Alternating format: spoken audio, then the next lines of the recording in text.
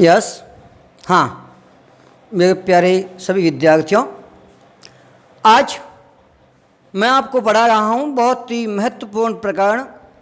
और बार बार आपसे मैं कह रहा हूँ कि मुझे कोई पेमेंट नहीं मिलता, पैसे नहीं मिलते, मेरा उत्साह वर्धन होता है ताकि मैं घर से चल कर आऊँ स्टूडियो में बैठ के पढ़ाऊँ। हमने आपके लिए पैसे खर्च किए हैं और मैं चाहता हूँ पैसे खर्च करके अच्छे से कैमरे लेके आऊँ, मांगूँ ताकि हम लाइव चलाएँ। लाइव क्लास अति शीघ्र चलाने की कोशिश करूँगा, कैमरे वगैरह आ जाए और उसके एक्सपर्ट भी बुलाए हैं दिल्ली से, वो आके सेट करेंगे, तब लाइव हम अति शीघ्र करेंगे। लेकिन सबसे पहले आपसे मेरा निवेदन रहेगा प्यारे विद्यार्थियों और प्रबुद्धजन जो भी देख रहे हैं, सबसे पहले लाइक अवश्य करें, लाइक थम्स। जब आप लाइक करोगे तब जितने लाइक अधिक होंगे इतना मेरा उत्साह वर्धन होगा कि वास्तव में विद्यार्थी पढ़ना चाहते हैं, इस चीज़ को लाइव कर रहे हैं। लाइक करें, लाइक करने से मेरा उत्साह वर्धन होगा और मेरे पढ़ाने का हौसला बढ़ेगा। वास्तव पढ़ाना चाहिए क्योंकि बच्चे पढ़ना चाहते हैं। लाइक करने के बाद भी शेयर करें अन्य बच्चों को, अन्य विद्यार्थी जो पढ़ना चाहते हैं उनको करें, क्योंकि ये कक्षा 6ठी से 12वीं तक का पूरा निचोड़ है। 6ठी से 12वीं तो हिंदी और संस्कृत दोनों विषयों का मैं निचोड़ पढ़ाता हूँ, और वो न केवल कक्षा 6ठी से 12वीं के लिए बल्कि बीए के विद्यार्थी जो साहित्य पढ़ते हैं उनके लिए ज़रूरी है। तथा रीट की तैयारी करते हैं, पटवारी है, ग्राम सेवक है, पुलिस है, किसी की भी भर्ती की तैयारी करें, उनके लिए ज़रूरी है। इसीलिए आप उन सभी को भेजिए, पटवारी की, रीट की, ग्राम सेवक की, एलडीसी की, किसी की भी तैयारी कर रहे हैं, राजस्थान भर्ती की, भारत सरकार भर्ती की। हिंदी अनिवार्य आती है हिंदी में, और हिंदी की व्याकरण जरूरी आती है जो मैं आपको पढ़ा रहा हूँ कॉमन रूप से। आप शेयर करें तथा सब्सक्राइब अवश्य करें, ताकि सब्सक्राइब करने पर आपके पास मैसेज आ जाएगा, आज ये टॉपिक पढ़ाएगा, आज ये प्रकरण पढ़ाया, आज ये चढ़ाया, आप अवश्य देख लें, पढ़ लें। तो प्यारे विद्यार्थियों, मैं आपको पढ़ा रहा हूँ, आज का प्रकरण अपना रहेगा संधि प्रकरणम। तो प्यारे विद्यार्थियों ध्यान दीजिए, संधि प्रकरणम में क्या है? संधि प्रकरणम, संधि को हम सर्वप्रथम संस्कृत में पढ़ते आए हैं। संस्कृत में था संधि प्रकरणम, उसके बाद में अपने हिंदी में पढ़ी संधि प्रकरणम। संधि संस्कृत में पढ़ी, संधि हिंदी में पढ़ी, तथा संस्कृत सामाजिक में पढ़ी। इंग्लिश मीडियम वाले हैं, उनके शब्द संस्कृत में सामाजिक में संधि लिखा हुआ नहीं आता, कुछ दूसरा आता होगा, लेकिन हिंदी माध्यम में पढ़ते हैं उनके सामाजिक में संधि लिखा होता है। तो संस्कृत में, हिंदी में और सामाजिक में संधि पढ़ी थी। अपने घरेलू आम बोलचाल की भाषा में भी संधि शब्द का प्रयोग होता है, बोलचाल की भाषा में भी। तो प्यारे विद्यार्थियों, अपन देखते हैं कि वास्तविक इस संधि शब्द का शाब्दिक अर्थ क्या है। शाब्दिक अर्थ होता है, अब आप कहेंगे सामाजिक में हमने कहाँ पढ़ी? हिंदी में संस्कृत पढ़ते हैं, सामाजिक में। बिल्कुल सही बात है, सामाजिक में होती नहीं संधि। लेकिन अब हम क्या करते हैं प्यारे विद्यार्थियों के, शाब्दिक अर्थ नहीं पढ़ते, वास्तविक शब्द का अर्थ क्या होता है वो नहीं पढ़ते हैं, बस रटी गटी भाषा में चलते हैं। गज का अर्थ हाथी होता है, गज का अर्थ हाथी होता है, अरे गज का अर्थ हाथी भी होता है, और मजदूर के पास औजार होता है उसको भी गज कहते हैं, पढ़ते नहीं हैं। एक शब्द है प्यारे विद्यार्थियों, बैंक। बैंक का अर्थ क्या है आपके दिमाग में? बैंक आते सीधा आएगा जहाँ पैसे मिलते हैं, रुपये लिए जाते हैं, दिए जाते हैं। अतरा हारा पड़िया भाई नोटों की गड्डियों, हे बाप रे बाप, बढ़िया वो बैंक। हम शाब्दिक अर्थ नहीं देखते। आपको कहा जाएगा बालूतर में कितने बैंक हैं, आप गिनती करके बताओ तो पूरे शहर में घूमोगे, UCO bank, SBI bank, HDFC, union bank, जितने भी बैंक है, ओबीसी वगैरह, वो आप गिनती लगा के आओगे। लेकिन आप पूरी गिनती कभी असंभव, बालूतर कोई आदमी लगा ही नहीं सकता, कि उनके दिमाग में बैंक का केवल एक ही अर्थ आता है, रुपयों का लेना नहीं। बैंक का अर्थ होता है किसी भी चीज का जहाँ पर आदान और प्रदान दोनों होता हो, चाहे आदान भी होता हो प्रदान भी होता हो, उसको कहते हैं बैंक। किसी भी चीज को लिया जा सके और दिया जा सके, उसको कहते हैं बैंक। जैसे एक तो मनी बैंक, वो सबको पता है। एक होती है बुक बैंक, जहाँ पुस्तकें अपन रख सकते हैं, वहां से लेके आ सकते हैं, ये थोड़ा दिमाग कम बैठता है। चलो आई बैंक, आपको पता है आई यानी आंख जमा की जा सकती है, तो जरूरत पड़ने पर किसी को दी जा सकती है। ये भी नहीं, ब्लड बैंक तो नाम सुना है सबने, ब्लड बैंक, रक्त संग्रहण केंद्र, जहां पर अपना रक्त, रुधिर, लोही जिसको कहते हैं, वो लिया जा सकता है, जमा किया जा सकता है। अपने जरूरत नहीं है, अपने 1-2 यूनिट दे दिया और किसी की जरूरत है वहां से ले सकते हैं बैंक। इसलिए शाब्दिक अर्थ संधि का शाब्दिक अर्थ मेरे प्यारे विद्यार्थियों ये होता है संधि का शाब्दिक अर्थ होता है दो या दो से अधिक चीजों को आपस में जोड़ना। दो या दो से अधिक चीजों को आपस में जोड़ना संधि कहलाती है। कहने का मैं संस्कृत में अपने शब्दों की वर्णों की संधि पढ़ चुके हैं, हिंदी में भी वर्णों की संधि पढ़ चुके हैं, सामाजिक में अब सामाजिक में नहीं पढ़ी, सर गलत पढ़ा गए या सर भूल गए शायद, हैं हो जाते भूल प्यारे विद्यार्थियों, इंसान गलती का पुतला है, अक्सर हो जाती है। देखिए सामाजिक में संधि में पढ़ते हैं, ध्यान नहीं देते। दो राजाओं के बीच में संधि, अंग्रेजों के और राजा महाराजाओं के बीच में संधि, सालबाई की संधि, सूरत की संधि, वर्साई की संधि, अर्थात दो राजा आपस में समझौता करते, ये राजा आपस में दुश्मनी हो गई, लड़ गए, युद्ध कर लिया, बाद में वापस जुड़ गए, दोस्ती हो गई, राजीपा हो गया, उसको बोलते हैं संधि। या दूसरा नाम होता समझौता, शिमला समझौता, पूना समझौता, आगरा समझौता, वो होता है समझौता या संधि या जोड़। तो अर्थात दो चीज़ों को आपस में जोड़ना, ये जोड़ का ही निशान है बीच में लगा हुआ जोड़, एक इस चीज़ को आपस में जोड़ना इस संधि कहलाती है। अब मेरे प्यारे विद्यार्थियों, हम जिस संधि की बात आज करेंगे, ये तो मैंने शाब्दिक अर्थ बताया, और दूसरी बात आप ध्यान है, हमारे घर में अमूमन ज़्यादातर सर्दियों में लड्डू बनाते हैं, उसको मारवाड़ी कहते हैं हंदोनो होंदियो, के स को ह बोलते हैं, सड़क को हड़क, सोगरा को होगरा, और संधि मल होंदियो, तो होंदियो स नहीं ह बोलते हैं, संधि होंदोनो होंदियो मतलब बहुत सारी चीज़ें एक साथ करके जोड़ दी।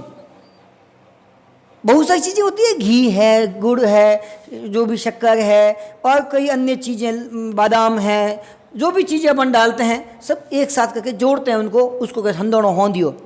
और उससे महत्वपूर्ण बात मैं बताता हूँ, किसी की हड्डी टूट जाती है तब हम राजस्थानी भाषा में बोलते हैं कि उन्हें हड्डी हंदी भी, हड्डी हंदी नहीं हंदी, ये भाई उन्हें हड्डी बागी पक गई, हाथ की हड्डी बागी भी, हंदी नहीं हंदी ना, हंदी हम हंदी भी, हंदी में संधि में जुड़ी, टूट गई थी अब जुड़ गई। ठीक है, चलिए प्यारे विद्यार्थियों, अब अपन वास्तविक प्रकरण की तरफ चले।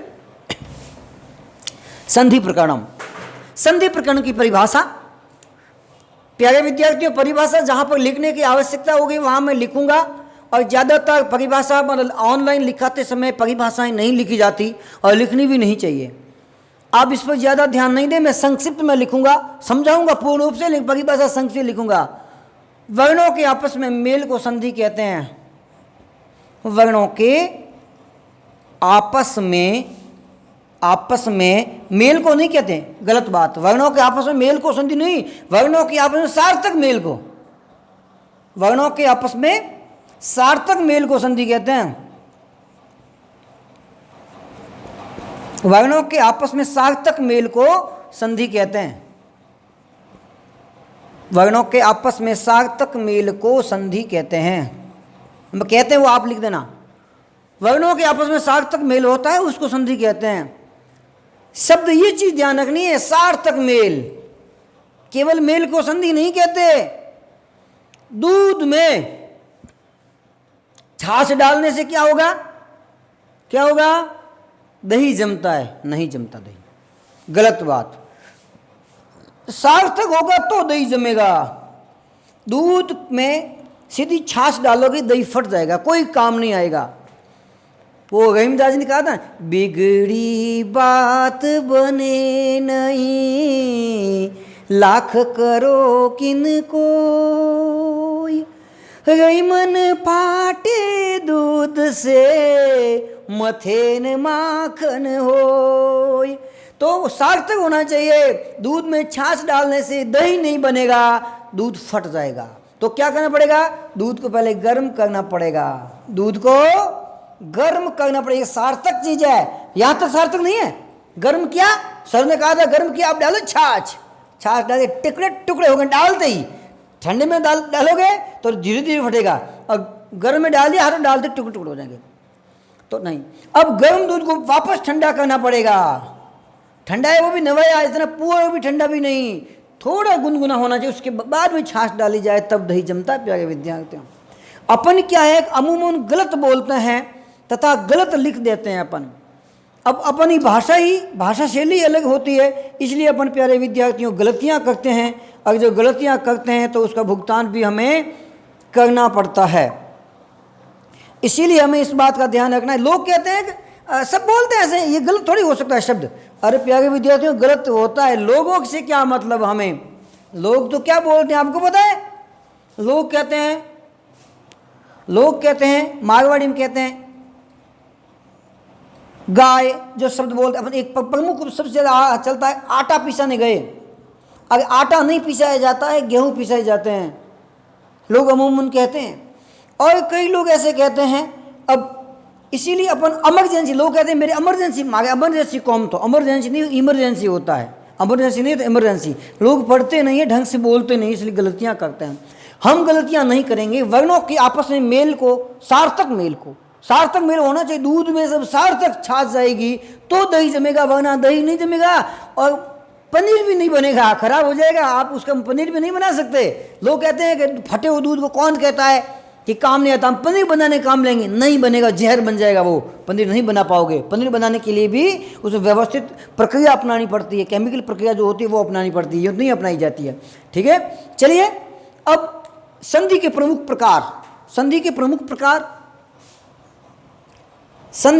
प्रकार मैं आपको बता रहा हूं। संधि के प्रमुख प्रकार होते हैं तीन, प्यारे विद्यार्थियों, तीन प्रकार। पहला प्रकार होता है जिसको बोलते हैं स्वर संधि। क्या बोलते हैं? हिंदी में स्वर संधि कहते हैं, शुद्ध संस्कृत में उसको बोलते हैं अच संधि। कभी आपको महेश सूत्र पढ़ाऊंगा तब आपको पता चलेगा अच संधि क्या होती है, नहीं तो मतलब स्वरों को अच कहा जाता है संस्कृत में, इतना ध्यान रखना।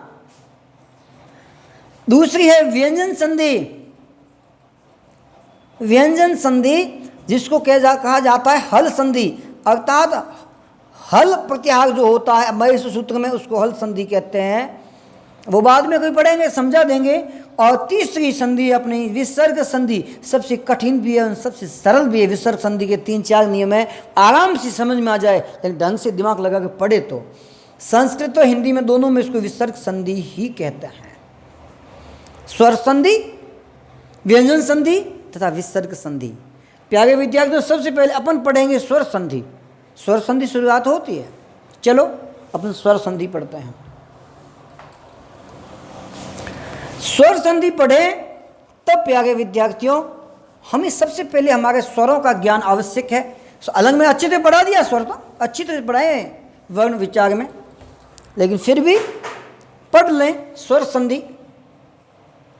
संधि किसे कहते हैं, स्वर संधि की परिभाषा क्या है, वो आपको ज़्यादा लिखने की जरूरत नहीं है। स्वरों के सार्थक मेल को, स्वरों के दोनों स्वर होने चाहिए, प्लस से पहले भी प्लस के बाद में भी, स्वरों के सार्थक मेल को, स्वरों का मेल होना चाहिए, वो भी कैसा सार्थक मेल, स्वरों के सार्थक मेल को स्वर संधि कहते हैं। बस स्वर संधि कहते हैं, इतने ही अपन को ध्यान रखना है हमेशा। और इसमें ही अपन भूल जाएंगे तो बस काम की नहीं है बात। स्वर संधि का सार्थक मेल हो। अब स्वर किसे कहते हैं? स्वर अपना संस्कृत में स्वर है अ, आ, ई, उ, ऊ, री, और ये बड़ी री, और ये ली, ए, आई, ओ, आऊ, अंग, अह नहीं, अंग अह नहीं, अंग स्वर नहीं होते हमारे। अंग अनुस्वार है, अह विसर्ग है। स्वर संस्कृत में 13 होते हैं, 1 2 3 4 5 6 7 8 9 10 11 12 13। संस्कृत में 13 होते हैं और हिंदी में 11 होते हैं। ये दोनों स्वर हिंदी में नहीं होते, ये हिंदी में नहीं होते, ये हिंदी में स्वर नहीं, हिंदी में नहीं, अर्थात हिंदी में कुल होंगे 11, संस्कृत होंगे 13। मैं आपको पढ़ाऊं, अब आप ढंग से देखिए। स्वर संधि पढ़ते हैं, ये यहीं रखो। स्वर संधि के प्रमुख भेद, स्वर संधि के भेद। स्वर संधि का दूसरा क्या नाम था? बोलिए। हल संधि बताओ बताओ। और लिख दिया आप तो आप तुक्का ठोक देंगे तुक्का ठोकने में माहिर हो ना। स्वक्ष यानी अच संधि। अच संधि के प्रकार प्यारे विद्यार्थियों, संधि जैसी सरल चीज कोई है ही नहीं। इतनी आसानी से पढ़ सकते हो आप, इतना आसानी से सीख सकते हो कि हंसते हंसते खेलते खेलते। जिस प्रकार आप धारावाहिक देखते हैं, पूरा धारावाहिक देखने पर 3 घंटे का, 1 घंटे का, आधा घंटा आता है, देखते ही याद हो जाता पूरा कि कौन कहाँ गया था, क्या नाम था, किसने किसको मारा था, कितने पत्थर मारे थे, कौन से तालाब में कूदे थे, कौन सी मोटरसाइकिल लेके भागे थे, किसको गोली मारी थी, सब आपको पता होता है। क्योंकि मन से समझते हैं। मन पूरा लगाओगे तो बिना मन की पढ़ाई काम की नहीं होती है प्यारे विद्यार्थियों। इसलिए आपसे मेरा विनम्र निवेदन रहेगा कि मन से पढ़ोगे तो ही पढ़ाई काम आएगी, वरना मैं क्या ब्रह्मा विष्णु महेश भी आ जाए, पाणिनि स्वयं यदि यहाँ प्रकट हो जाए, कालिदास जी यहाँ आ जाए तो भी नहीं पढ़ा पाएंगे कोई। बिना मन कोई नहीं पढ़ा पाएंगे।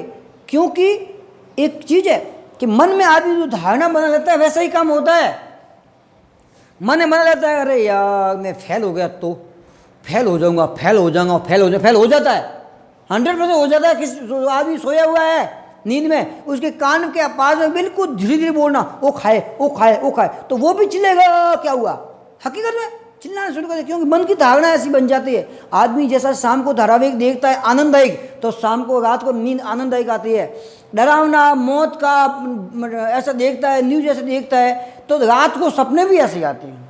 इसलिए जैसे सपने दिन को देखेंगे वैसे सपने आएंगे, जैसे सोचेंगे वैसा होगा। तो स्वर संधि का पहला और प्रमुख प्रकार होता है दीर्घ स्वर संधि।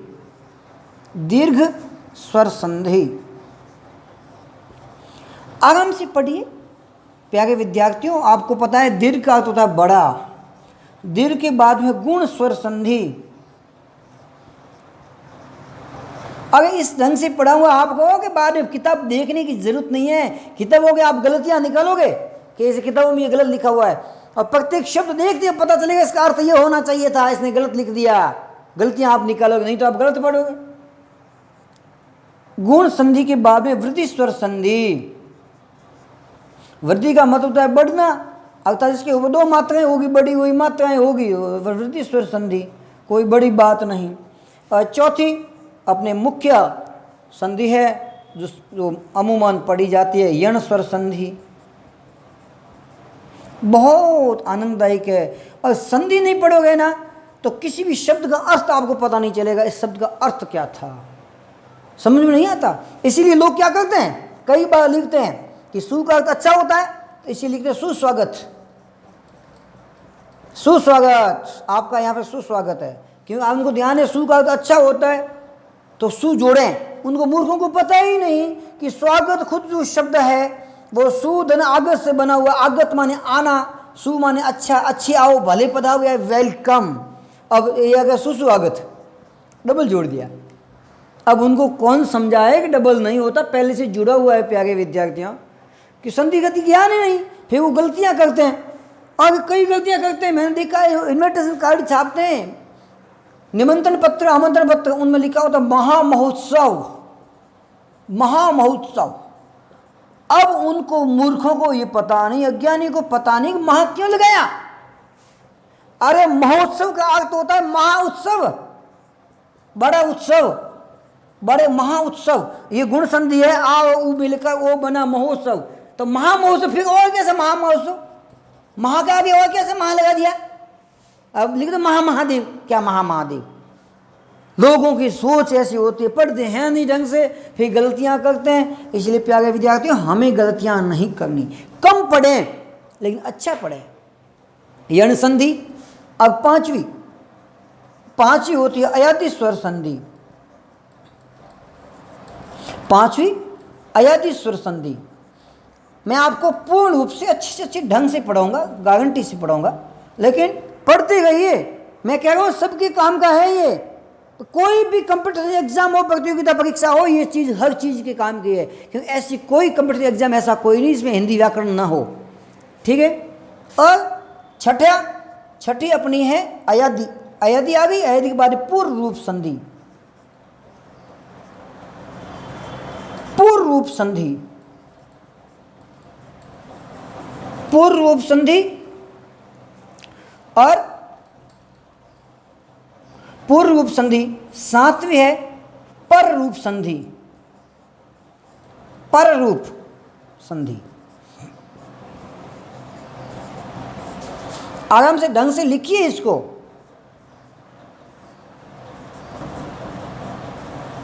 कुछ चीजें होती है जो ग्रामर नहीं कहती, व्याकरण नहीं कहती ना, हमें उस हिसाब से लिखना पड़ता है। मैंने पूर्व रूप लिखा है, जानबूझ ऐसा लिखा है। अब आप कहेंगे सर ने गलत लिख दिया, पूर्व रूप यूं होता है, रथ ऊपर यूं होता है, अब यूं को यूं क्यों किया? इसका भी कारण है। इसका मतलब ये अवग्रह है, इसको अवग्रह चिन्ह बोलते हैं। मतलब पूर्व संधि वो होगी जहाँ इसमें अवग्रह चिन्ह होगा। ठीक है। 7 और 8वीं महत्वपूर्ण चीज, 8वीं एक और है प्रगृह्य संधि। प्रगृह्य संधि, प्रगृह्य संधि है 8वीं महत्वपूर्ण। अब कहेंगे बाप रे बाप, ये कोई संधि हमें तो नाम ही याद नहीं होंगे, 8 संधि कैसे पढ़ेंगे? प्यारे विद्यार्थियों, हिंदी में संधि 5 प्रकार की होती है, स्वर संधि 5 प्रकार की, तथा संस्कृत की सामान्य तैयारी करते हैं उनके 7 तक होती है। लेकिन संस्कृत रीट में संस्कृत स्पेशल है, उनको 8 तक पढ़नी है। ये स्पेशल संस्कृत की संधियां हैं, संस्कृत संधि। ये संस्कृत की संधियां हैं, इन्हें हिंदी वाले बिल्कुल नेग्लेक्ट कर दे, इग्नोर कर दें। हिंदी वाले इनको नहीं पढ़ें, इनको तो इसको पढ़ लें तो समझ में काम आएगी, ज़्यादा काम की नहीं। हिंदी वाले, हिंदी में 5 संधियां होती है, दीर्घ, गुण, वृद्धि, यण, अयादि, पूर्व रूप संधि, पर रूप संधि, प्रगृह्य संधि। महत्वपूर्ण संधियां होती है ये पूर्व रूप, पर रूप और प्रगृह्य संधि। ये संस्कृत की संधियां हैं, हिंदी की नहीं है। हिंदी वाले कृपया 5 तक पढ़े, यहाँ पढ़ेंगे तो फिर आप खुद भ्रमित हो जाएंगे। पहले से कह रहा हूँ, कृपया हिंदी वाले इनके नीचे वाली संधियां नहीं पढ़ें। अब अपन पढ़ते हैं स्वर संधि का प्रथम प्रकार दीर्घ संधि। आज कंप्लीट करेंगे दीर्घ संधि। ध्यान रखना, जो चीज लिखने लायक हो स्क्रीनशॉट ले लेना, स्क्रीनशॉट लिख के बाद में अपने कॉपी में लिख देना। और प्यारे विद्यार्थियों, प्रत्येक वीडियो को 2-2, 3-3 बार आप देखना, तब आपको चीज समझ में आएगी। समझ में नहीं आए और आप आगे क्या पढ़ना चाहते हैं, किस प्रकार से पढ़ना चाहते हैं, तो कमेंट्स बॉक्स में कमेंट्स अवश्य लिखिए।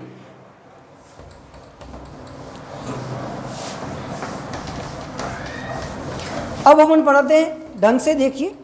स्वर संधि, स्वर हमारे 13 होते हैं संस्कृत में और हिंदी में 11 होते हैं।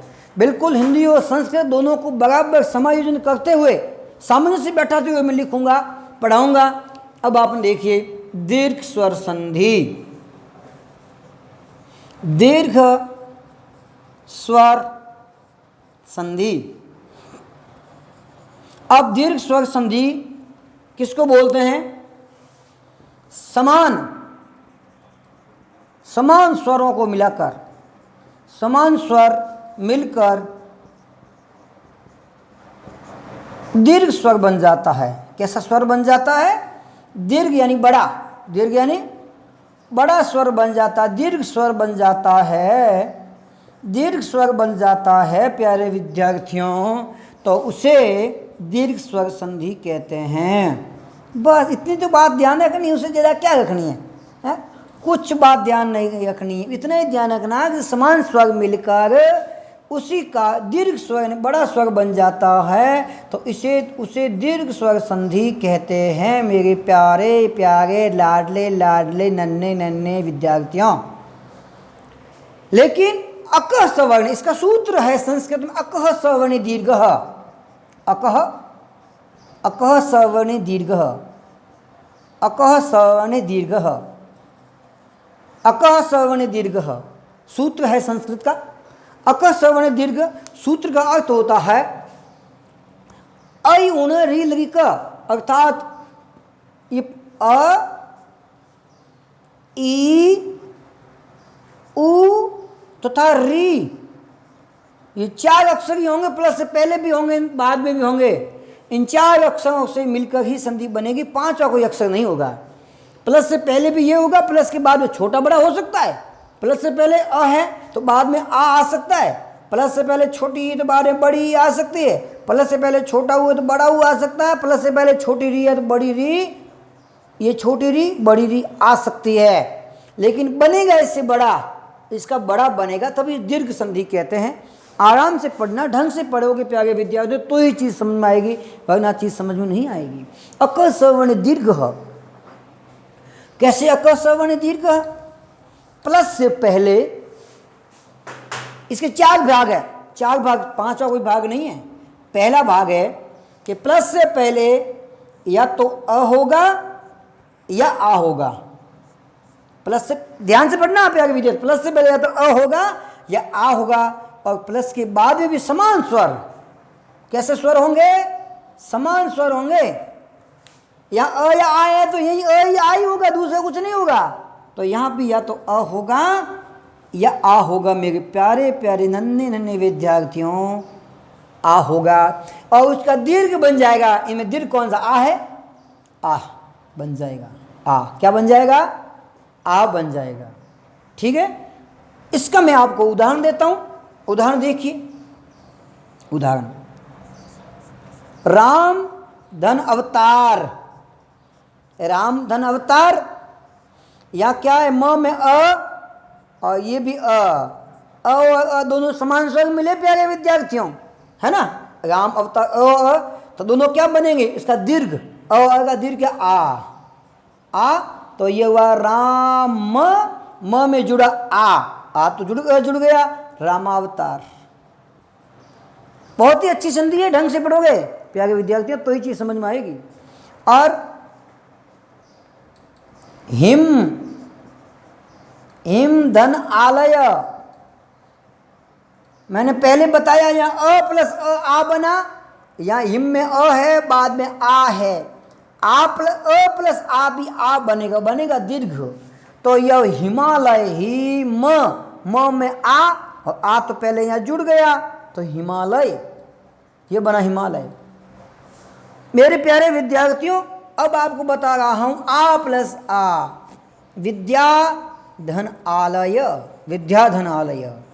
यहाँ आ है और यहाँ भी आ है, मिलकर बनेगा आ, बनेगा आ, विद्या धन आलय, तो विद्या आ गया इसमें, और आ जुड़ गया, ये वाला आ जुड़ गया पहले, विद्यालय। ये है हमारी दीर्घ संधि, मैं पढ़ा रहा हूँ, कल और आगे पढ़ेंगे। आप ढंग से पढ़ते रहिए और याद करते रहिए प्यारे विद्यार्थियों। ठीक है, एक उदाहरण और ई वाला उदाहरण दे देता हूँ, फिर अपन कल देखेंगे आगे। ये पहला प्रकरण, पहला भाग था इसका दीर्घ संधि का। दीर्घ संधि का दूसरा भाग मैं आपको बता रहा हूँ जल्दी से फटाफट। दूसरा भाग है इसका, पहले छोटी ई हो या बड़ी ई हो, बाद में भी छोटी ई होगी या बड़ी ई होगी, लेकिन मिल के बनेगी बड़ी ई। जैसे गिरी, गिरी धन ई इंद्र, गिरी धन इंद्र, ये छोटी ई है और ये भी छोटी ई है, मिलकर बनेगी बड़ी ई। क्या बनेगी? बड़ी ई। तो ये बनेगी गिरिंद्र, ई बड़ी, छोटी थी बड़ी, गिरिंद्र। रवि धन इंद्र, लोग गलत लिखते हैं शब्द को, लोगों को पता नहीं है, कुछ तो उनको ज्ञान नहीं है इसलिए गलत लिखते हैं। छोटी ई प्लस छोटी ई बराबर बड़ी, ज्ञान नहीं है इसीलिए इनको लोग लिख देते हैं रविंद्र, ई छोटी लगा देते हैं अपने खुद के नाम में, लेकिन उनको पता नहीं है रविंद्र जो नाम होता है, रविंद्र भी बड़ी होती है, लेकिन रविंद्र होता है शब्द, रविंद्र। और गिरी धन ईश, ईश में ई बड़ा होता है और इंद्र में ई छोटा होता है। ये छोटी ई, ये बड़ी ई, मिलकर बनी बड़ी ई, अर्थात बना गिरीश। प्यारे विद्यार्थियों, आगे अपन कल पढ़ाएंगे। आज मैंने पढ़ाया उसको शेयर कीजिए, लाइक कीजिए, कमेंट्स कीजिए। घर पर रहें, सुरक्षित रहें, ध्यान रहें। धन्यवाद। जय हिंद, जय भारत।